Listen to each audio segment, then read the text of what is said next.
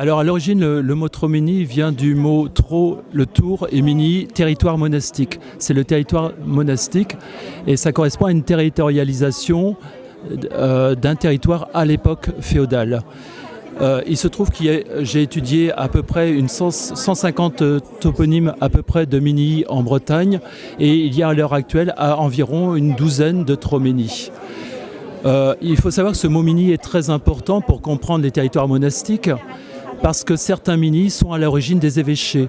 Je pense par exemple au Mini Frugy de l'évêché de Quimper, au Mini Saint-Paul près de Saint-Paul-de-Léon, et puis le Mini Tréguier aussi, et le Mini de Saint-Malo aussi. Donc beaucoup de Mini, des territoires monastiques, ont fini par rejoindre le temporel des évêchés et sont à l'origine des grands évêchés d'origine bretonne.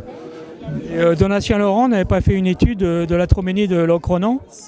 Il a essayé de mettre en lien ce Mini de Locronan avec un ancien éméton, un sanctuaire gallo-romain, un sanctuaire celtique.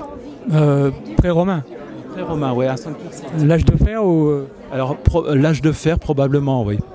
Mais pas lié à la civilisation mégalithique.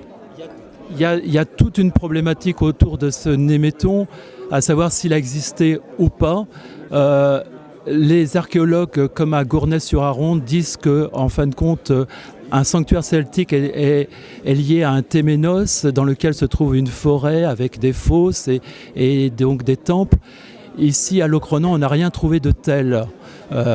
Donc souvent, le néméton est associé à une forêt sacrée. Il reste beaucoup d'incertitudes au sujet de ses origines.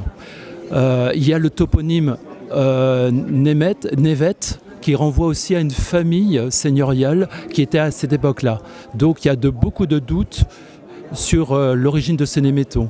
Est-ce que c'est une surinterprétation du récit de Pline le Jeune qui parlait des forêts comme des sanctuaires gaulois?